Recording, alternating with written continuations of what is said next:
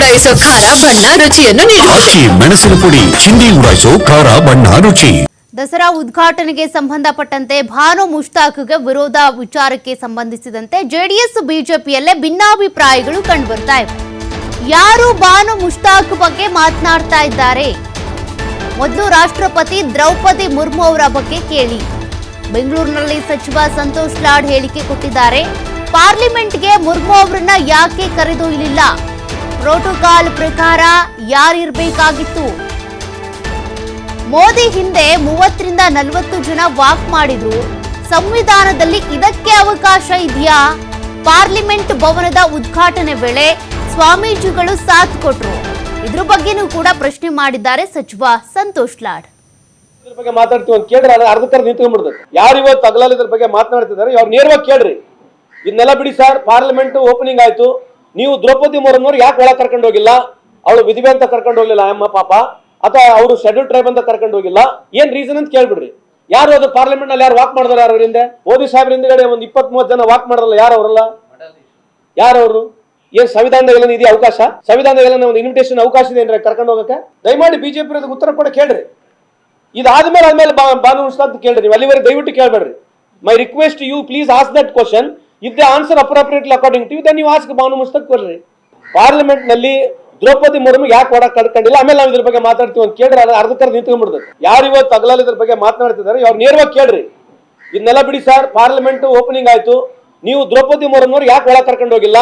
ಅವಳು ವಿಧಿವೆ ಅಂತ ಕರ್ಕೊಂಡು ಹೋಗ್ಲಿಲ್ಲ ಅಮ್ಮ ಪಾಪ, ಅಥವಾ ಅವರು ಶೆಡ್ಯೂಲ್ ಟ್ರೈಬ್ ಅಂತ ಕರ್ಕೊಂಡು ಹೋಗಿಲ್ಲ, ಏನ್ ರೀಸನ್ ಅಂತ ಕೇಳ್ಬಿಡ್ರಿ. ಯಾರು ಅದು ಪಾರ್ಲಿಮೆಂಟ್ ನಲ್ಲಿ ಯಾರು ವಾಕ್ ಮಾಡಿದಾರೆ? ಯಾರು ಹಿಂದೆ ಮೋದಿ ಸಾಹೇಬ್ರ ಹಿಂದ್ಗಡೆ ನೋಡಿ, ದಸರಾ ಉದ್ಘಾಟನೆಗೆ ಆಯ್ಕೆ ಆಗಿದ್ದು ಭಾನು ಮುಷ್ತಾಕ್ ಅವರು. ಸಾಹಿತಿ ಜೊತೆಗೆ ಕನ್ನಡದ ಲೇಖಕಿ ಅನ್ನುವಂಥ ಕಾರಣಕ್ಕೆ ಅವರು ಈಗಾಗಲೇ ಹಾರ್ಟ್ ಲ್ಯಾಂಪ್ ಅನ್ನುವಂಥ ಒಂದು ಪುಸ್ತಕವನ್ನ ಬರೆದಿದ್ರು. ಹೀಗಾಗಿ ಬೂಕರ್ ಪ್ರಶಸ್ತಿ ಕೂಡ ಸಿಕ್ಕಿರೋದ್ರಿಂದ ಅವರ ಆಯ್ಕೆ ಆಗಿತ್ತು. ಆದ್ರೀಗ ಒಂದ್ ಕಡೆ ಯದುವೀರ್ ಅವರು, ಬಿಜೆಪಿ ಸಂಸದ ಯದುವೀರ್ ಅವರು, ಮೈಸೂರಿನವರು, ಅವರು ಈ ಹಿಂದೆ ಹೇಳಿಕೆ ಕೊಟ್ಟಿದ್ರು ಭಾನು ಮುಷ್ತಾಕ್ ಅವರ ಆಯ್ಕೆ ನಮಗೂ ಕೂಡ ಸ್ವಾಗತಾರ್ಹನೇ, ಓಕೆ ಅಂತ ಹೇಳಿದ್ರು. ಆದ್ರೀಗ ಅವ್ರು ಕೊಟ್ಟಂತ ಒಂದು ಹೇಳಿಕೆ ಆಧಾರದ ಮೇಲೆ ಅವ್ರಿಗೆ ಬೇಡ ಅಂತ ಹೇಳ್ತಿದ್ದಾರೆ. ಮತ್ತೊಂದು ಕಡೆ ಸಂತೋಷ್ ಲಾಡ್ ಅವರು ಕೂಡ ಪ್ರೋಟೋಕಾಲ್ ಪ್ರಕಾರ ರಾಷ್ಟ್ರಪತಿ ದ್ರೌಪದಿ ಮುರ್ಮು ಅವರನ್ನ ಯಾಕೆ ಸಂಸತ್ ಒಳಗೆ ಬಿಡ್ಲಿಲ್ಲ ಅಂತಾನು ಪ್ರಶ್ನೆ ಮಾಡಿದ್ದಾರೆ. ಮತ್ತಷ್ಟು ಡೀಟೇಲ್ಸ್ ಕೊಡ್ತಾರೆ ಪ್ರತಿನಿಧಿ ಪುನೀತ್. ಈಗಾಗಲೇ ಮೈಸೂರಿನ ದಸರಾ ಉತ್ಸವ ಅಂತ ಅಂದ್ರೆ ಜಗತ್ತಿನಾದ್ಯಂತ ಜನರನ್ನ ಕಣ್ಮನ ಸೆಳೆಯುತ್ತೆ. ಈ ಒಂದು ಉತ್ಸವದ ಉದ್ಘಾಟನೆಗೆ ಅಂತ ಭಾನು ಮುಷ್ತಾಕ್ ಅವರ ಹೆಸರನ್ನ ಸಿದ್ದರಾಮಯ್ಯನವರೇ ಘೋಷಣೆ ಮಾಡಿಬಿಟ್ಟಿದ್ರು. ಇದಕ್ಕೀಗ ಸಾಕಷ್ಟು ವಿರೋಧ. ಒಂದ್ಸಲ ಬಿಜೆಪಿ ಸಂಸದ ಯದುವೀರ್ ಅವರು ಓಕೆ ಅಂದಿದ್ರು, ವೆಲ್ಕಮ್ ಅಂದಿದ್ರು, ಈಗ ಅವರೇ ವಿರೋಧ ವ್ಯಕ್ತಪಡಿಸಿದ್ದಾರೆ. ಯಾಕೆ ಅಂತ. ಅದೇ ರೀತಿಯಾಗಿ ಸಂತೋಷ್ ಲಾಡ್ ಅವರು ಕೂಡ ಕೇಳಿರೋ ಪ್ರಶ್ನೆಯಲ್ಲಿ ತಪ್ಪೇನಿಲ್ಲ. ಬಿಜೆಪಿಗರು ದ್ರೌಪದಿ ಮುರ್ಮು ಅವ್ರನ್ನ, ರಾಷ್ಟ್ರಪತಿ ಅವರನ್ನೇ ಸಂಸತ್ ಒಳಗೆ ಬಿಡ್ಲಿಲ್ಲ, ಅದಕ್ಕೇನ್ ಕಾರಣ? ಅದಕ್ಕೆ ಕಾರಣ ಕೊಡ್ಲಿ, ಅದಾದ್ಮೇಲೆ ಭಾನು ಮುಷ್ತಾಕ್ ಅವರ ಬಗ್ಗೆ ಮಾತನಾಡಿ ಅಂತ. ನಿಜಾರ ಅಲ್ವಾ? ಕರೆಕ್ಟ್ ಆಗಿ ಕೇಳಿದ್ದಾರೆ.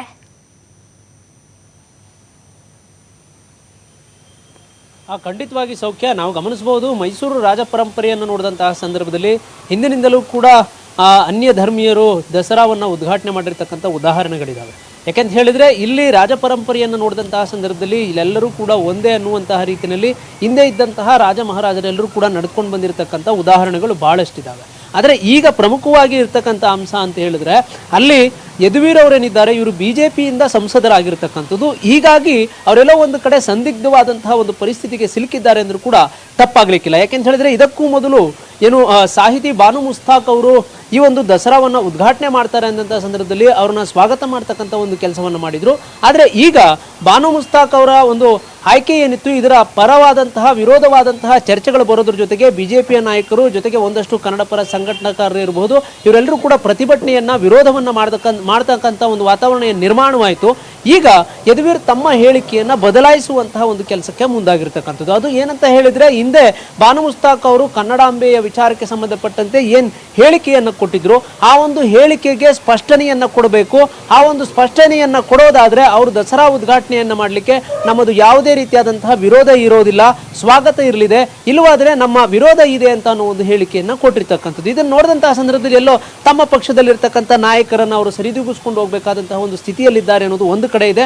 ಮತ್ತೊಂದು ಕಡೆ ಹಿಂದಿನಿಂದಲೂ ಕೂಡ ನಡೆದುಕೊಂಡು ಬಂದಿರತಕ್ಕಂಥ ಹಲವು ಉದಾಹರಣೆಗಳಿದಾವೆ. ಅಂದ್ರೆ ಏನು ಕೆ ಎಸ್ ನಿಸಾರ್ ಅಹಮದ್ ಅವರು ಉದ್ಘಾಟನೆ ಮಾಡಿರ್ತಕ್ಕಂಥದ್ದು ಇರಬಹುದು, ಮಿರ್ಜಾ ಮಿರ್ಜಾ ಇಸ್ಮಾಯಿಲ್ ಅವರಿದ್ದಂಥ ಕಾಲಗಳಿರಬಹುದು, ಇವೆಲ್ಲವನ್ನು ನೋಡಿದಂತಹ ಸಂದರ್ಭದಲ್ಲಿ ವಿರೋಧ ಮಾಡತಕ್ಕಂಥ ಯಾವುದೇ ರೀತಿಯಾದಂತಹ ಉದಾಹರಣೆಗಳಿಲ್ಲ. ಹೀಗಾಗಿ ಅದನ್ನು ಕೂಡ ಸರಿದೂಗಿಸ್ಕೊಂಡು ಹೋಗ್ಬೇಕು. ಇಲ್ಲಿರ್ತಕ್ಕಂಥ ಎಲ್ಲ ಸಮುದಾಯ, ಎಲ್ಲ ಧರ್ಮೀಯರನ್ನು ಕೂಡ ಒಂದೇ ರೀತಿಯಲ್ಲಿ ನೋಡ್ತಕ್ಕಂಥ ಪ್ರಯತ್ನ ಕೂಡ ಮುಂದಾಗಬೇಕು ಅನ್ನೋ ಒಂದು ರೀತಿಯಲ್ಲಿ ಯದುವೀರ್ ಅವರು ಇರ್ತಕ್ಕಂಥದ್ದು. ಹೀಗಾಗಿ ಎರಡೂ ವಿಚಾರಕ್ಕೆ ಸಂಬಂಧಪಟ್ಟಂತೆ ಅವರು ಗೊಂದಲದಲ್ಲಿದ್ದಾರೆ. ಈ ಒಂದು ಹಿನ್ನೆಲೆಯಲ್ಲಿಯೇ ಈ ತರದ ಒಂದು ಹೇಳಿಕೆಯನ್ನು ಬದಲಾಯಿಸುವಂತಹ ಒಂದು ಪ್ರಯತ್ನಕ್ಕೆ ಮುಂದಾಗಿದ್ದಾರೆ ಅಂತಲೂ ಕೂಡ ಹೇಳ್ಬೋದು. ಯಾಕೆಂತ ಹೇಳಿದ್ರೆ ಬಿಜೆಪಿಯ ನಾಯಕರು ಈಗ ಸಾಕಷ್ಟು ವಿಚಾರದಲ್ಲಿ ವಿರೋಧವನ್ನ ಮಾಡ್ತಾ ಇರತಕ್ಕಂಥದ್ದನ್ನು ಕೂಡ ನಾವು ಗಮನಿಸ್ತೇವೆ. ಆದರೆ ವಿರೋಧ ಮಾಡ್ತಾ ಇರತಕ್ಕಂಥ ವಿಷಯಕ್ಕೆ ಸಂಬಂಧಪಟ್ಟಂತೆ ಮುಖ್ಯಮಂತ್ರಿಗಳು ಈಗಾಗಲೇ ಸ್ಪಷ್ಟನೆಯನ್ನು ಕೊಡ್ತಕ್ಕಂಥದ್ದಿರ್ಬೋದು ಅಥವಾ ತಿರುಗೇಟನ್ನು ಕೊಡ್ತಕ್ಕಂಥದ್ದಿರ್ಬೋದು, ಇದನ್ನೆಲ್ಲವನ್ನೂ ಕೂಡ ಮಾಡ್ತಾ ಇದ್ದಾರೆ. ಒಂದಷ್ಟು ಮೈಸೂರು ಭಾಗದಲ್ಲೂ ಕೂಡ ಸಾಕಷ್ಟು ಪ್ರತಿಭಟನೆಗಳು ಕೂಡ ವಿರೋಧವಾಗಿ ನಡೀತಾ ಇರತಕ್ಕಂಥದ್ದು. ಆದರೆ ಇತಿಹಾಸಕಾರರು ಕೊಡ್ತಕ್ಕಂಥ ಉದಾಹರಣೆಗಳನ್ನು ನೋಡಿದಂತಹ ಸಂದರ್ಭದಲ್ಲಿ ನಾಡ ಹಬ್ಬ ಅಂತ ಬಂದ ತಕ್ಷಣ ಅಲ್ಲಿರ್ತಕ್ಕಂಥದ್ದು ಒಂದು ಸಾಂಸ್ಕೃತಿಕ ಕಾರ್ಯಕ್ರಮಗಳು, ಅಲ್ಲಿ ಕೆಲವು ಆಚರಣೆಗಳಷ್ಟೇ ಹಿಂದೂ ಧರ್ಮಕ್ಕೆ ಸೀಮಿತವಾಗಿರ್ತವೆ. ಅದನ್ನು ಹೊರತುಪಡಿಸಿದ್ರೆ ನಾಡ ಹಬ್ಬ ಅಂತ ಏನು ಕರೀಲಾಗುತ್ತೆ, ಅಲ್ಲಿ ಎಲ್ಲರೂ ಕೂಡ ಸೇರಿರ್ತಾರೆ. ಹೀಗಾಗಿ ಇದರಲ್ಲಿ ಪ್ರತ್ಯೇಕವಾದಂತಹ ಒಂದು ಚರ್ಚೆಯನ್ನು ಹುಟ್ಟು ಹಾಕ್ತಕ್ಕಂಥದ್ದು ಸರಿಯಲ್ಲ ಅನ್ನೋ ಒಂದು ಮಾತುಗಳನ್ನು ಕೂಡ ಇತಿಹಾಸಕಾರರು ಮಾತನಾಡ್ತಾರೆ. ಆದರೆ ಇಲ್ಲಿ ಯದುವೀರ್ ಅವರ ಒಂದಷ್ಟು ನಿಲುವುಗಳನ್ನು ನೋಡಿದಂಥ ಸಂದರ್ಭದಲ್ಲಿ ಒಂದಷ್ಟು ಗೊಂದಲಗಳಿದ್ದಾವೆ ಅನ್ನೋದು ಇಲ್ಲಿ ಸ್ಪಷ್ಟವಾಗಿ ಕಂಡು ಬರುತ್ತೆ. ಜೊತೆಗೆ ದ್ರೌಪದಿ ಮುರ್ಮು ಅವರು ಏನು ರಾಷ್ಟ್ರಪತಿಗಳಿದ್ದಾರೆ, ಅವರ ವಿಷಯಕ್ಕೆ ಸಂಬಂಧಪಟ್ಟಂತೆ ಬಿಜೆಪಿಯ ನಾಯಕರು ನಡ್ಕೊಂಡಂತಹ ರೀತಿ ಏನಿದೆ ಇದನ್ನು ಕೂಡ ಪ್ರಶ್ನೆ ಮಾಡ್ತಕ್ಕಂಥ ಒಂದು ಕೆಲಸವನ್ನ ಕಾಂಗ್ರೆಸ್ನ ನಾಯಕರು ಏನು ಮಾಡ್ತಾ ಇದ್ದಾರೆ, ಅದಕ್ಕೂ ಕೂಡ ಉತ್ತರವನ್ನು ಕೊಡ್ತಕ್ಕಂಥ ಒಂದು ಪ್ರಯತ್ನಕ್ಕೆ ಬಿಜೆಪಿಯ ನಾಯಕರು ಕೂಡ ಮುಂದಾಗ್ತಾ ಇಲ್ಲ. ಅವರಲ್ಲೂ ಕೂಡ ವೈಖರಿಗಳಿದ್ದಾವೆ, ಇವರಲ್ಲೂ ಕೂಡ ವೈಖರಿಗಳಿದ್ದಾವೆ ಅನ್ನೋದು ಇಲ್ಲಿ ಸ್ಪಷ್ಟವಾಗಿ ಕಂಡು ಬರುತ್ತೆ. ಬಟ್ ಎರಡೂ ಕಡೆ ಈ ತಮ್ಮ ಬೆಂಬಲಿಗರು, ತಮ್ಮ ನಾಯಕರುಗಳೇನಿದ್ದಾರೆ ಇವರನ್ನ ಸರಿದೂಗಿಸ್ಕೊಂಡೋಗಿ ತಮ್ಮ ವಿಶ್ವಾಸ